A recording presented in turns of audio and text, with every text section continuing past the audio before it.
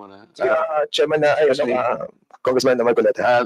Director, kasi sinabi mo kanina, we must empower our people.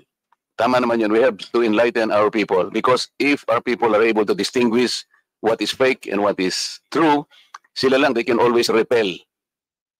Maski na konting tulong lang. Halimbawa kanina, sabi ni Chair Dan, ang problema natin is the West Philippine Sea, sabi natin.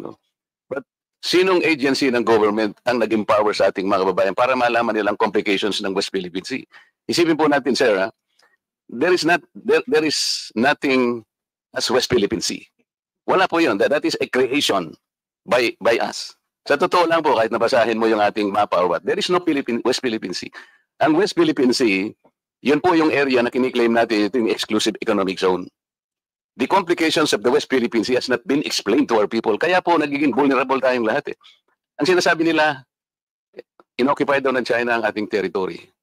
Sir, sa totoo lang po, if CICC and other agencies would cooperate with one another to empower our people, to educate them all, wala pong madideceive kahit ano pang gawin ng China. Kasi alam po na, we are all claimants dito po sa panig ng South China Sea.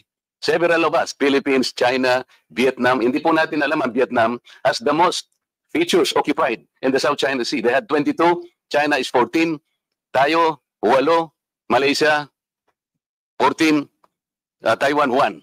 Pero po, kaya po nagsimula dito, yung mga tao natin, mga kababayan natin, kahit na pong i-feed mo sa kanya, akala niya totoo because we were unable to educate them. We have not enlightened them as to the complications of the South China Sea. What is the South China Sea? Di ba? So, doon po tayo magsimula. Ngayon, magdi-discuss tayo. We will repel this. Mahirapan din po eh.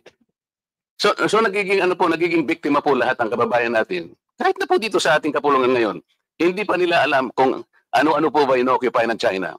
Hindi po territory ang issue in the South China Sea. Ang issue dito is our maritime rights. The maritime rights designated by our exclusive economic zone. These are not territories under public international law. So, kailangan po tayong mag-educate. Tama po kayo sa premise nyo kanina, but until and unless you are able to educate our people on the complex issues surrounding the South China Sea, pare-pareho tayo pong mabibiktima. So yun muna, Mr. Chair. Maraming salamat ako.